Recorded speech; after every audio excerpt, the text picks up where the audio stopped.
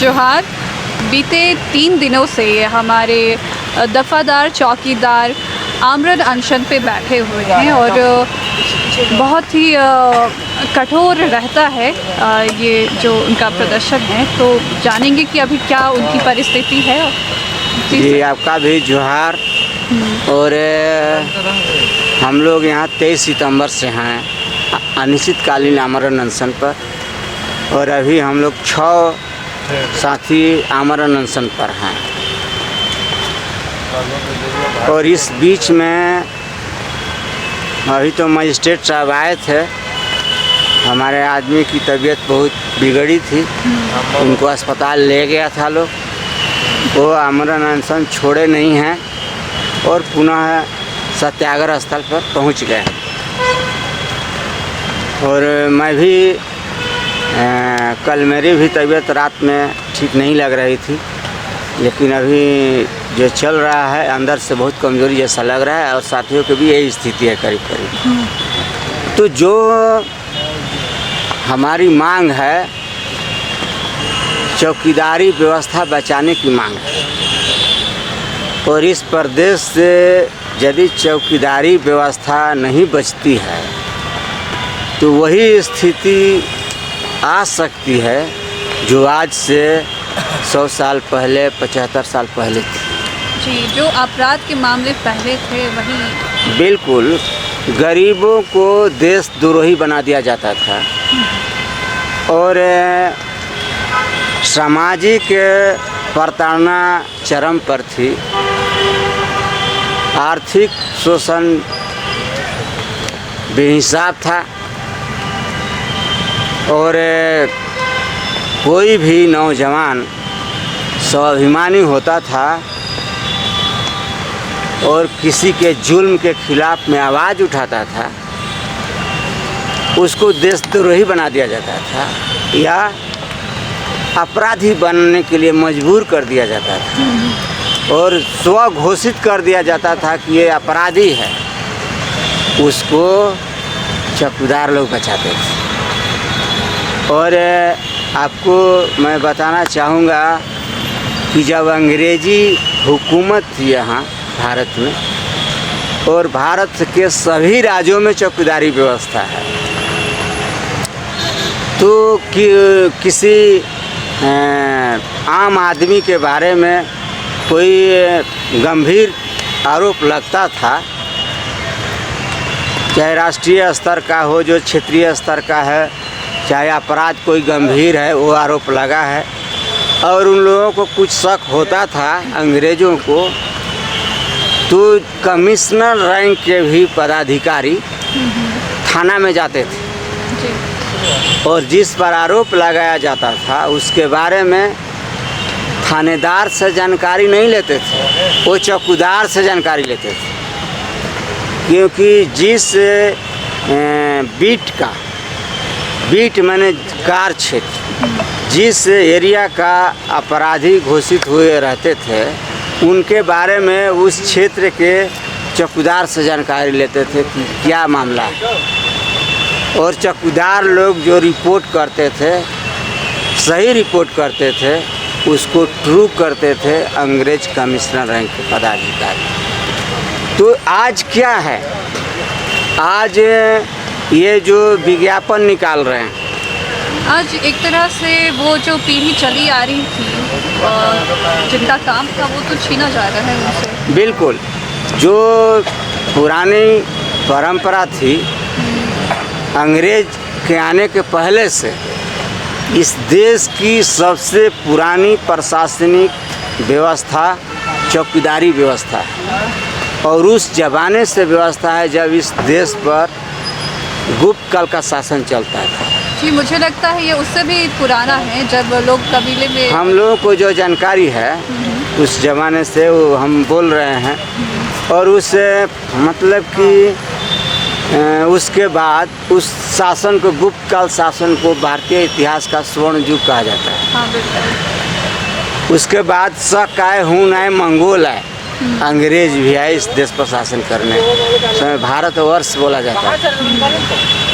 तो किसी ने छेड़छाड़ नहीं किया चौकीदारी व्यवस्था के साथ, बल्कि अंग्रेज़ों ने 1870 में चौकीदारी व्यवस्था को कोडिफाइड किया, अधिनियम बनाया। चौकीदारी अधिनियम 1870 में बनाया।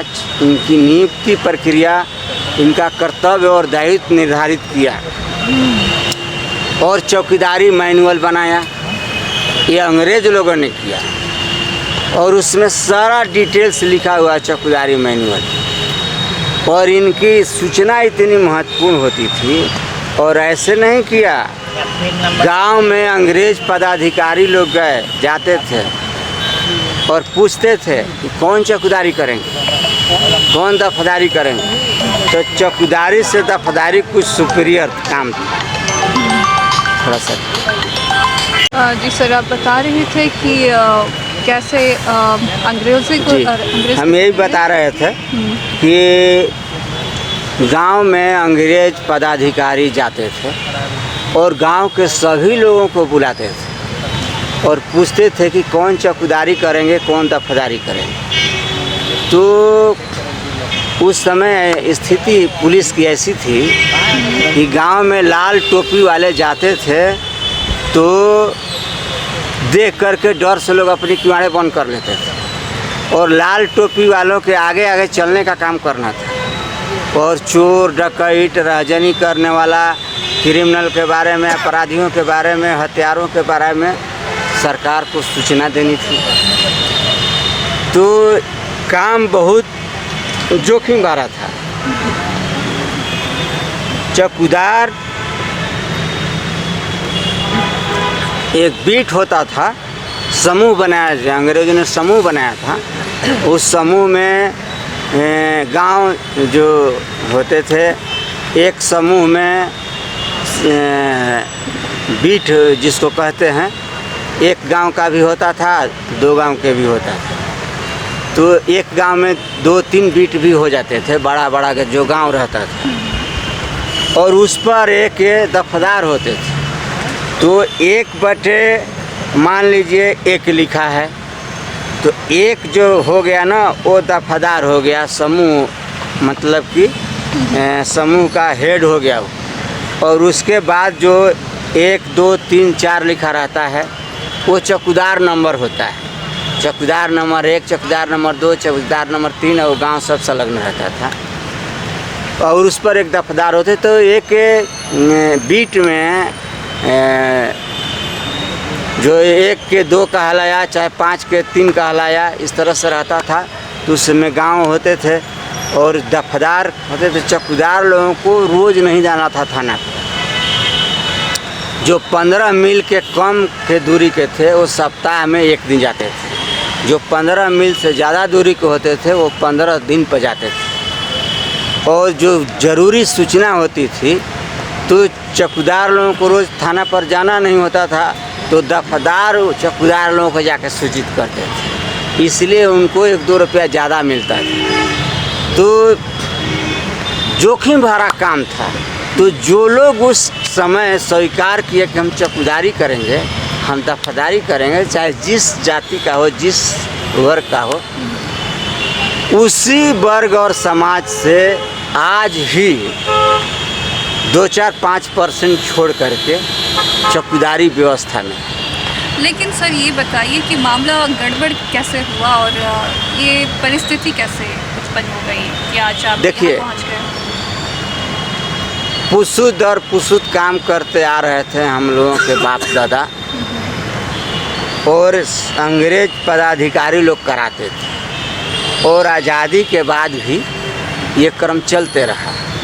तो हम लोग सरकारी नहीं थे ना, हम लोगों को अंग्रेज के ज़माने में मिलता था 2 रुपया से 5 रुपये, और उस समय इनाम ज़्यादा मिलता था। इनाम? हाँ। और ये जो कोई किसी की हत्या हो गई है, तो इसकी सूचना अगर थाना में जाके दे दिए चौकीदार जी, तो उनको 20 रुपया इनाम मिलता था। उस समय 20 रुपया इनाम मिलता था। और मानदेय मतलब कि 2 रुपया या 3 रुपया चाहे 5 रुपया मिलता था, लेकिन उससे कई गुना ज़्यादा इनाम मिलता था। ये अंतर है आज के व्यवस्था में पहले के व्यवस्था में।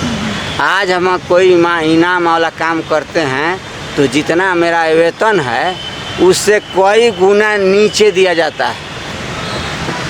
माने मिलता है 30,000 रुपया तो वो इनाम देते हैं 50 रुपया, 100 रुपया देते हैं इनाम, नहीं वो देते हैं, हमारा इनाम खुदे ले लेते हैं थानेदार लोग। यही काम करते तो वो मतलब कि बहुत जोखिम भरा काम था। और हम लोग सरकारी थे नहीं, संगठन बना। इस देश में चौकीदार दफदारों के प्रति अगर किसी का ध्यान गया, किसी राजनेता का, तो उसका नाम है डॉक्टर राम मनोहर लोहिया। डॉक्टर राम मनोहर लोहिया का इधर ध्यान गया और वो अपने कार्यकर्ताओं को उद्वेलित किए, समझाए चौकीदार को संगठित करो। ये प्रशासनिक नींव की पहली ईंट है, उन्हीं का कहा हुआ है।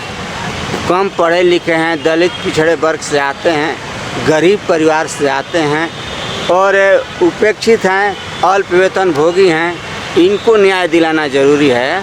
तो उन्हीं को बात मान करके ये राम अवधेश जो इनका फोटो लगा हुआ है, ये संगठित किए, संगठन बनाए। 23 मार्च 1967 को बिहार राज्य दफदार चौकीदार पंचायत। इस देश में अगर चौकीदारों का कोई संगठन बना पहला तो उसका नाम है बिहार राज्य दफदार चौकीदार पंचायत, वो लोहिया जी के कहने से। तो इसी बैनर के तहत लड़ाई हुई, लड़ते लड़ते हम लोग सरकारी बन गए 1 जनवरी 90 से। सरकारी बन गए 30 दिसंबर 1989 के कैबिनेट में, बिहार कैबिनेट ने पास किया कि चौकीदार दफदारों को सरकारी चतुर्थ वर्गीय कर्मचारी घोषित किया जाता है। ये लागू होगा 1 जनवरी 1990 से। और देश के में ये पहला काम था चौकीदारों के बारे में। हर प्रदेश में चौकीदारी व्यवस्था है। आज भी किसी प्रदेश में, बिहार झारखंड को छोड़ करके कहीं के चौकीदार सरकारी कर्मचारी नहीं बने। कहीं 2500 मिलता है, कहीं 2300 रुपया मिलता है, 2500 मिलता है, कहीं 7000, कहीं 8000, ऐसे करके। तो सर दिक्कत कब शुरू हुई?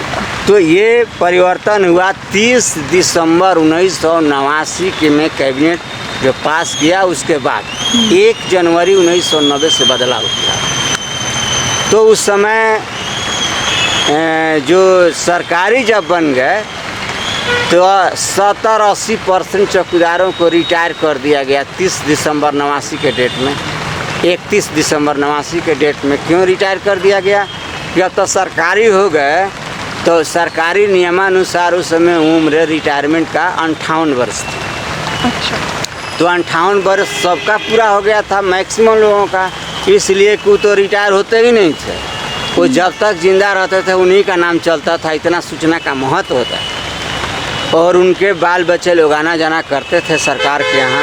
जब वो मर जाते थे तो उनके बदले में उनके परिवार के लोग नियुक्त कर लिए जाते थे, सूचना के महत्व को देखते हुए। तो इसको हम वंशवाद कह सकते हैं, इसी को वंशवाद कहते हैं। और कहा जा सकता है कि ये कहीं परिवार से बार बार बहाल होते आए। लेकिन जैसे हम लोग सरकारी बने तो हमारी नियुक्ति पर रोक लगा दी गई। 80% चौकीदारों को रिटायर कर दिया। तो हम लोग लड़े, तो एक पहला जो बिहार सरकार के गृह आरक्षी विभाग का जो पत्रांक है पहला, उसका 10,129 दिनांक 6 नवंबर 1991, इसमें आदेश गया था कि जो चौकीदार दफदार 1 जनवरी 1990 के पूर्व सेवानिवृत्त हो गए हैं और उनके बदले में उनके परिवार का कोई सदस्य काम करते आ रहे हैं, तो उनकी सेवा सभी नियमों और प्रक्रियाओं को शिथिल करते हुए एक बार अपवाद स्वरूप बॉन्ड लेकर के अनुकंपा के आधार पर नियमित कर दी जाए। तो जो काम करते आ रहे थे वो नियमित हो गए। इसके बाद भी नियुक्ति से रोक नहीं हटी। तो फिर संघर्ष हुआ। तो बिहार सरकार के गिरी आरक्षी विभाग के पत्रांक 11,287 दिनांक 20 दिसंबर 1995 इसके द्वारा आदेश गया कि जो चौकीदार दफादार 1 जनवरी 1990 के पूर्व 90 के बाद 1 जनवरी 1990 के बाद सेवानिवृत्त होंगे, उनके एक नामित आश्रित एक बार अपवाद स्वरूप बॉन्ड लेकर के नियुक्त किए जाएंगे और नियुक्ति पर जो रोक थी उसको सरकार हटा ली। तो जो चौकीदार सेवानिवृत्त होते थे वो समझते थे कि चौकीदार के लायक हमारा कौन आश्रित है, क्योंकि मान लीजिए कि 4 बेटा है तो किसका कौन विचार है, चौकीदारी करने लायक है नहीं है, लड़ने लगेगा कि हम करेंगे नौकरी, हम करेंगे, वो कहेगा हम करेंगे। तो इसको रोकने के लिए और सही चौकीदार की नियुक्ति के लिए नामित करना था पूर्व चौकीदार द्वारा। तो जिसको नामित करते थे उसी को सरकार नियुक्त करती थी। ये चलते रहा, बिहार बंट गया 15 नवंबर 2000 को। तो झारखंड के वरीय पदाधिकारी कहने लगे कि ये बिहार का आदेश है, यहाँ लागू नहीं होगा। तो फिर यहाँ लड़ाई हुई। तो यहाँ का झारखंड सरकार के गिरी विभाग का पत्रांक है 3206 दिनांक 15 जून 2002। इसमें कहा गया कि बिहार सरकार द्वारा अविभाजित बिहार सरकार द्वारा चौकीदार दफादारों के संबंध में जो भी आदेश, निर्देश, परिपत्र, संकल्प, अभिलेख जारी हुआ है उसी के अनुसार झारखंड में भी कार्रवाई की जाएगी। तो जो वहाँ का आदेश था यहाँ लागू हो गया। झारखंड बनने के बाद झारखंड में चौकीदार जो बहाल हुए आश्रित, उसमें नामित किए जाते थे और बहाली हो रहे थे। तो जो बहाली हुई उसमें तीनों आदेश का उल्लेख है। झारखंड में जो बहाली हुई है आश्रितों, जो आपको बताए हम पूर्व में, बिहार का 2 आदेश 10,129 दिनांक 6 नवंबर 1991, 11,287 दिनांक 20 दिसंबर 1995 और झारखंड का 3206 दिनांक 15 जून 2002।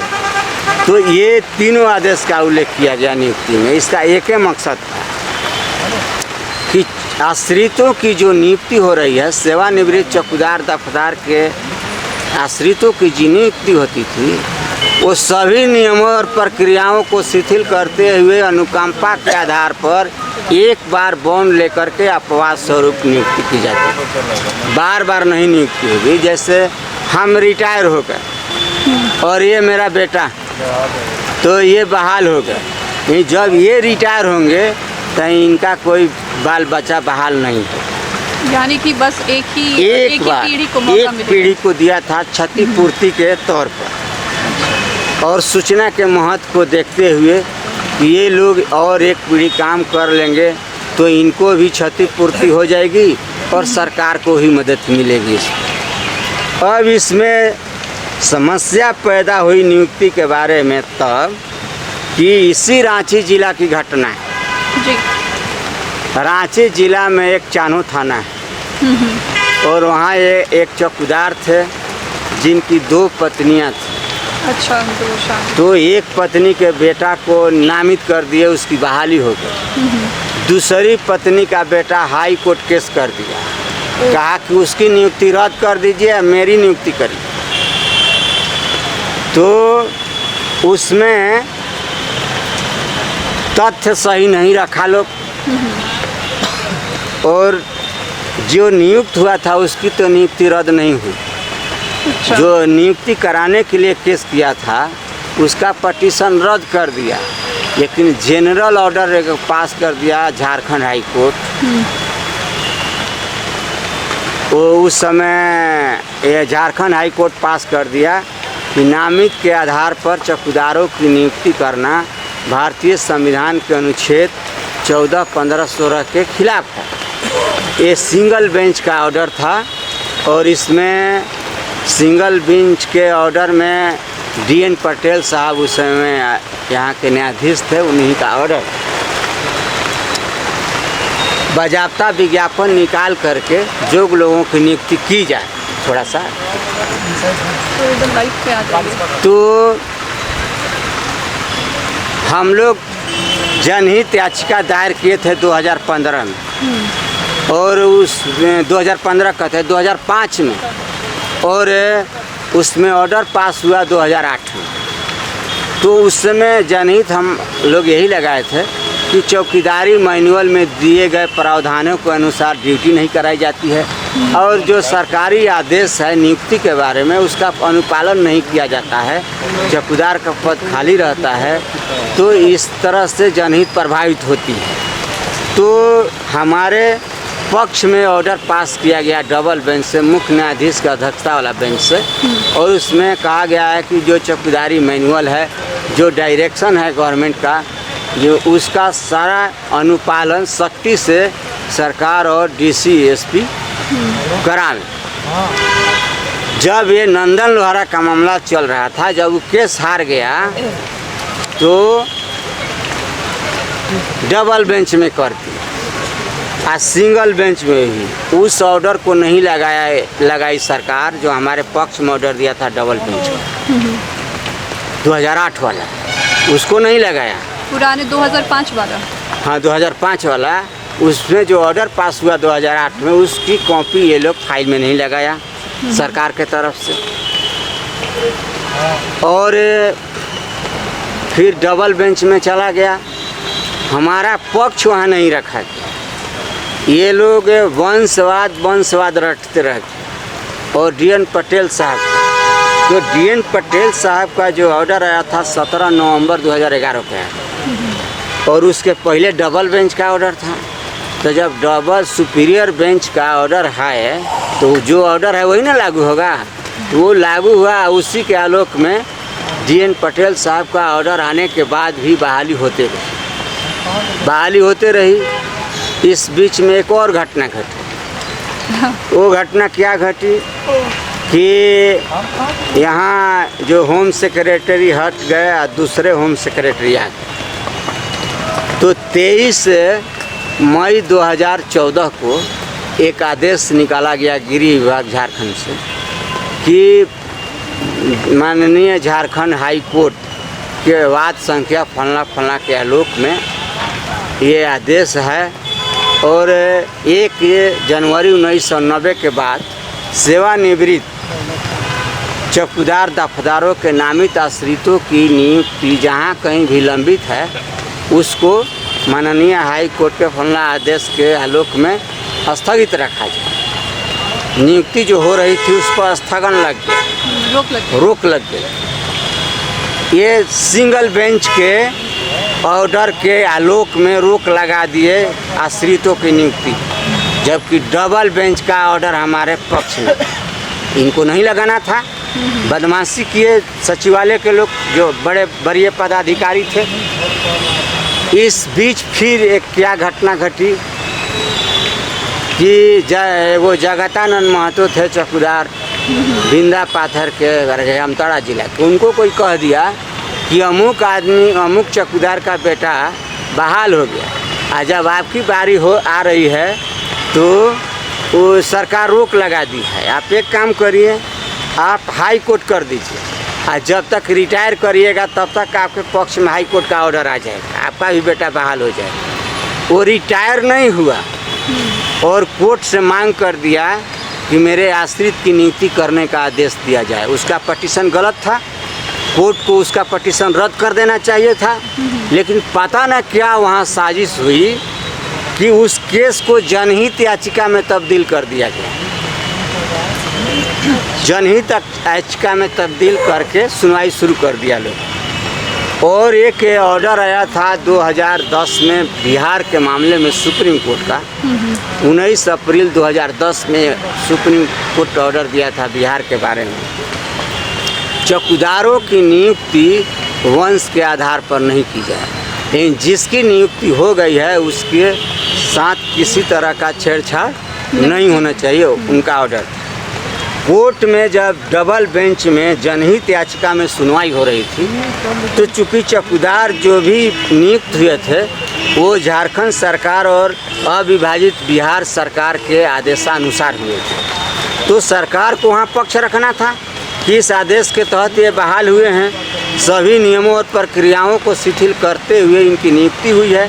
तो जब सभी नियम कायदा कानून शिथिल कर दिया, सरकार को पावर है, तो वो किया था, ये पक्ष रखा ही नहीं गया कोर्ट में।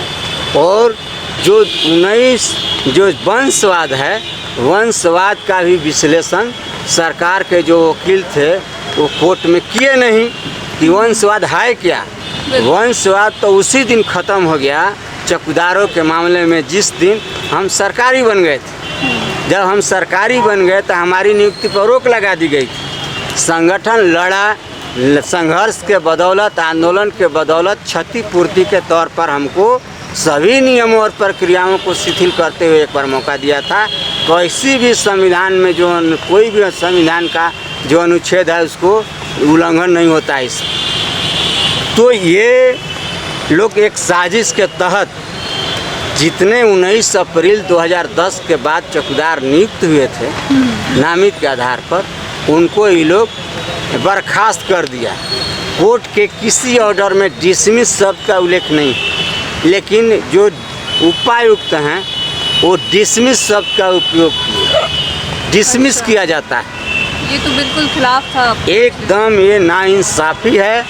और मैं आपके माध्यम से सरकार से कहना चाहता हूँ कि आप हमको तो अवैध ठहरा दिए, हम 2 साल से 6 साल तक सरकारी परमानेंट नेचर जॉब पर काम किए रेगुलर, और आपने मुझको हटा दिया। हमारी सेवा पुस्तिका खुली हुई थी और हमारा कटा हुआ पैसा सरकार के खजाना में है, और आपने हमको बैठा दिया, बचाने का कोई प्रयास नहीं किया। तो ये चौकीदारों के साथ नाइंसाफ़ी है।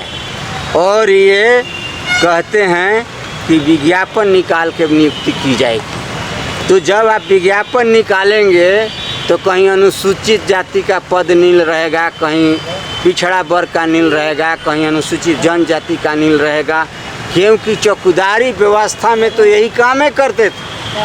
गोड़ाइती का काम तो इन्हीं लोगों का था, और ये अंग्रेज लोगों ने इनका महत्व समझा था। कोई चौकीदारी करना नहीं चाहता था, और जो लाल टोपी दे के घर में घुस जाते थे वो लाल टोपी वाला के आगे आगे कैसे चलेंगे, ये सोचने वाली बात है।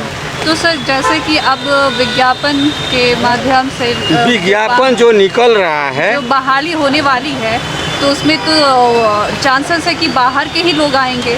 तो जब बाहर के लोग आएंगे तो वहाँ का माहौल वो कैसे समझेंगे? बाहर के लोग बहाल होंगे तो ये चौकीदारी व्यवस्था का जो उद्देश्य है वो उद्देश्य ध्वस्त हो जाएगा, समाप्त हो जाएगा, उद्देश्य पूरा नहीं हो सकता। तो इसीलिए हमारी मांग है कि जो पुराना बीट है, पुराने बीट पर पुराने लोगों को एक बार मौका दे दीजिए। और आप नियमावली बनाए हैं 2015 में, झारखंड चौकीदार संवर्ग नियमावली। हो सके ठीक रहूँगा तो आऊँगा सवेरे, और नहीं तो